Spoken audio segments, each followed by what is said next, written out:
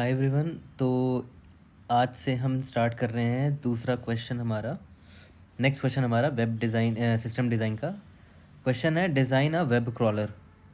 काफ़ी अच्छा क्वेश्चन है। ठीक है। It has been asked in Google, Amazon, Meta, अलग अलग वेरिएशंस के साथ। ठीक है। और ये काफ़ी क्लासिकल सिस्टम डिज़ाइन का क्वेश्चन है। ठीक है। तो यार पहले तो देखते हैं कि वेब क्रॉलर है क्या। ये पता भी तो होना चाहिए ना कि वेब क्रॉलर होता क्या है। तो वेब क्रॉलर को स्पाइडर या तो रोबोट भी बोलते हैं। ठीक है। क्यों बोलते हैं आगे समझ में आ जाएगा। जनरली वेब क्रॉलर जो है सर्च इंजन्स के द्वारा यूज़ किया जाता है। ठीक है। क्यों यूज़ करते हैं? They use it to find contents on web page, on web. है ना, वेब तो बहुत बड़ा है, उसमें बहुत सारे कंटेंट्स हैं, उसको ढूंढने में वेब क्रॉलर हेल्प करता है। तो कंटेंट्स क्या क्या हो सकते हैं? वेब पेजेस हो सकते हैं, है ना, HTML फाइल्स, PDF हो सकता है, वीडियो हो सकता है, इमेजेस हो सकता है, एट्सेट्रा। बहुत सारे कंटेंट्स हैं ऑनलाइन वेब पे। ठीक है। तो इस चीज़ के लिए वेब क्रॉलर काम आता है। ठीक है। सर्च इंजन्स यूज़ करते हैं वेब क्रॉलर को। तो यार पहले तो देखते हैं ये काम कैसे करता है। ठीक है। तो देखो, ये तो एक स्टार्टिंग वेब पेज होता है, इसको मान लेते हैं ये रूट है हमारा।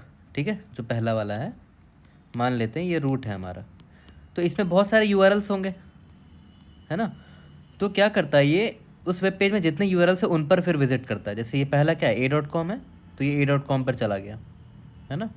सिमिलरली B.com पे गया, सिमिलरली C.com पे गया। अब A.com वाला पेज जब खुला तो उसमें भी बहुत सारे लिंक्स होंगे, तो रिकर्सिवली उसको भी खोलेगा ये, है ना। क्रॉल कर रहा है ये एक्चुअली में, देख रहे हो। तो ये कवर हो गया। इसके बाद इसमें भी था, इसको क्रॉल किया इसने। ठीक है। इसको क्रॉल किया, इसको क्रॉल, तो इसी तरह अगर और होंगे तो और आगे बढ़ता जाएगा। ठीक है। तो क्रॉल कर रहा है ये, इसीलिए इसको क्रॉलर बोलते हैं, या फिर स्पाइडर इसीलिए बोला जाता है इसको, है ना। वेब क्रॉलर या तो वेब स्पाइडर। ठीक है। तो यार हमारे सिस्टम डिज़ाइन का सबसे पहला स्टेप क्या होता था? स्टेप 1 अब तो याद भी हो चुका होगा। हम पहले क्वेश्चन को समझते हैं, that is we understand the problem and then we establish the design scope, कि कैसे हम डिज़ाइन बनाएंगे। तो यार पहले प्रॉब्लम समझने के लिए हमें क्वेश्चन करना पड़ता है। We have to ask as many question as we can. ठीक है। लेकिन आपको बेसिक एल्गोरिथम तो समझ में आ गया होगा कि बहुत सारे यूआरएल, ये डायग्राम देख के तो आपको यही समझ में आया होगा ना कि बहुत सारे यूआरएल्स होंगे। डाउनलोड करेंगे सारे वेब पेजेस को जो उन यूआरएल से खुल रहे हैं, है ना, डाउनलोड कर लेंगे। उसके बाद एक्सट्रैक्ट, फिर उन पेजेस में जितने भी यूआरएल्स है उसको एक्सट्रैक्ट करेंगे। ठीक है। और जो नए नए यूआरएल्स मिल रहे हैं उसको लिस्ट में ऐड करके वापस से सेम चीज़ करेंगे, है ना, रिकर्सिवली रिपीट करते जाएंगे उसी स्टेप को। देख रहे हो, इसीलिए मैंने एरो ऐसा बनाया है। ये आपको डायग्राम से तो समझ में आ गया होगा कि इतना सिंपल सा एल्गोरिदम होगा। बट ये सच में इतना सिंपल है क्या? सच में इतना सिंपल है? तो आंसर है नो। ठीक है। बहुत और भी बहुत सारी चीज़ें होती हैं, लेकिन एक सिस्टम डिज़ाइन इंटरव्यू में आप 1 घंटे के लिए बैठोगे इंटरव्यूअर के साथ, इट्स नॉट पॉसिबल कि आप सारी चीज़ें कवर कर सको। तो इट्स वेरी इंपॉर्टेंट कि आप क्वेश्चन पूछो इंटरव्यूअर से, ये पता लगाने के लिए कि क्या क्या चीज़ें हमें चाहिए। ठीक है। रिक्वायरमेंट समझते हैं, रिक्वायरमेंट गैदरिंग करते हैं। ठीक है। तो लेट्स स्टार्ट आस्किंग क्वेश्चंस। तो कैंडिडेट सबसे पहला आपका क्वेश्चन क्या पूछना चाहिए कि what is the main purpose of web crawler. आप जो वेब क्रॉलर मुझसे बनवाने वाले हो उसका मेन पर्पस आप क्या रखना चाह रहे हो? आप सर्च इंजन इंडेक्सिंग करवाओगे, डेटा माइनिंग करवाओगे, या फिर कुछ और है? ठीक है। तो इंटरव्यू जनरली क्या होता है कि सर्च इंजन इंडेक्सिंग पूछते हैं। तो सर्च इंजन इंडेक्सिंग मतलब क्या हुआ कि आप सर्च इंजन में आपने आपने क्रॉल किया। ठीक है। क्रॉल किया सारे डेटा को, और डेटा को स्टोर किया और एक इंडेक्स बना लिया ताकि आप उससे सर्च कर सको इजीली, है ना। तो सर्च इंजन इंडेक्सिंग का मतलब यही है। ओके। कि आपने बहुत सारे डेटा को क्रॉल करके स्टोर कर लिया, है ना, फिर आप उसको आप आसानी से उस डेटाबेस में सर्च कर सकते हो। तो इंटरव्यूअर जनरली सर्च इंडेक्सिंग के बारे में ही बोलता है इम्प्लीमेंट करने को। ठीक है। अब देखो, अब आपको आगे क्या पूछना चाहिए?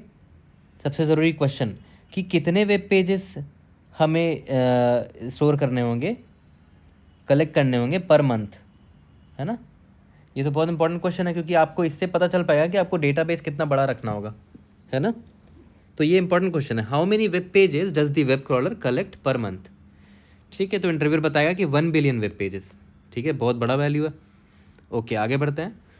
और हाँ, ये भी एक ज़रूरी क्वेश्चन है कि आप कौन सा कंटेंट टाइप्स इंक्लूड करना चाहते हो, सिर्फ HTML फाइल्स, सिर्फ PDF, सिर्फ इमेजेस या फिर सारे।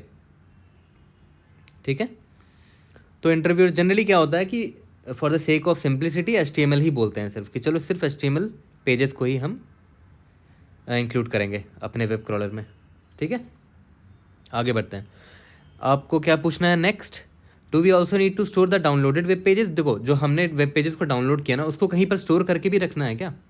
ठीक है, तो इंटरव्यूअर और कहीं पर स्टोर करके रखना है, और कब तक स्टोर करके रखना है, तो इंटरव्यूअर जनरली बताएंगे आपको कि ये store it up to 5 years या फिर 6 या फिर 2 और 3 ईयर्स। ठीक है, तो मान के चलते हैं इंटरव्यूअर ने कहा कि 5 साल तक के लिए आपको स्टोर करके रखना है जो भी वेब पेजेस आप डाउनलोड कर रहे हो। ठीक है, आगे बढ़ते हैं। कैंडिडेट क्या पूछता है, what if we get web pages which are duplicate. हाँ, ये भी बहुत कॉमन सा क्वेश्चन है, बहुत सारे वेब पेजेस डुप्लीकेट भी होते हैं, तो उस केस में आपको क्या करना है, इग्नोर करना है। ठीक है, अगर डुप्लीकेट वेब पेज आपको दोबारा दिख जाता है तो उसको इग्नोर कर दो। ठीक है, चलो यहाँ तक तो क्लियर है। अब देखो, आपने फंक्शनैलिटीज़ तो समझ ली हैं कि भाई क्या क्या फंक्शनैलिटीज़ होने चाहिए हमारे वेब क्रॉलर का। ठीक है, लेकिन और भी कुछ कैरेक्टरिस्टिक्स आपको नोट डाउन करने पड़ेंगे एक अच्छे वेब क्रॉलर के लिए। ठीक है, क्या क्या कैरेक्टरिस्टिक, स्केलेबिलिटी, बिना इन चीज़ों के डिस्कशन के सिस्टम डिज़ाइन पूरा होता ही नहीं है ना। क्योंकि देखो, वेब बहुत ह्यूज है यार, बहुत सारे बिलियंस ऑफ वेब पेजेस हैं उसमें, तो आपका जो वेब क्रॉलर है स्केलेबल होना चाहिए। ठीक है, कि अगर पेजेस बिलियन, अभी बिलियंस है ना, मान लो बाद में ट्रिलियंस हो गए, बहुत सारे हो गए, तो आपका वेब क्रॉलर इतना स्केलेबल होना चाहिए, स्केलेबिलिटी अच्छी होनी चाहिए उसकी, कि वो संभाल सके उसको। ठीक है, तो एक अच्छा चीज़ क्या है कि आप पैरेललाइज कर सकते हो क्रॉलिंग को, है ना, उससे आप मतलब एक्सट्रीमली इफिशिएंट होना चाहिए आपका। एक तो ये समझ में आ गया कि हाँ, स्केलेबल तो होना चाहिए हमारे सिस्टम को। दूसरा देखते हैं, रोबस्टनेस। रोबस्टनेस मतलब कि अब देखो, जब क्रॉल करोगे बहुत सारे HTML पेजेस में, तो बैड HTML भी होते हैं, ठीक है, अनरिस्पॉन्सिव सर्वर्स भी होते हैं, कहीं कहीं पर तो मैलिशियस लिंक्स भी होते हैं, तो इन चीज़ों को भी हमें हैंडल करना पड़ेगा, ये सारे एज केसेस को भी we should be able to handle. ठीक है, तीसरा पोलाइटनेस। देखो, ये टर्म जो है ना, पोलाइटनेस, ये काफ़ी यूज़ होता है इंटरव्यू में। ठीक है, तो पोलाइटनेस का मतलब क्या हुआ कि आपको ज़्यादा रिक्वेस्ट नहीं करना है within a given time interval, है ना। Crawler should not make too many request within a short time interval. ठीक है, आपका जो वेब क्रॉलर है वो बहुत ज़्यादा रिक्वेस्ट ना करे with in a given time interval, वो उसकी पोलाइटनेस होगी। ठीक है, उसके बाद एक्सटेंसिबिलिटी। एक्सटेंसिबिलिटी मतलब क्या हुआ कि आपका सिस्टम बहुत फ्लेक्सिबल होना चाहिए। इसका मतलब क्या, कि अगर मान लेते हैं आपके सिस्टम में, आपके वेब क्रॉलर में, अगर मुझे कोई नई सर्विस, छोटी सी एक्स्ट्रा फीचर मुझे ऐड करनी हो, उसमें नई सर्विस ऐड करनी हो, तो मिनिमल चेंजेस से आप कर पाओ। ऐसा नहीं है कि पूरा आपको रीडिज़ाइन करना पड़े पूरा सिस्टम को, ऐसा नहीं होना चाहिए, है ना।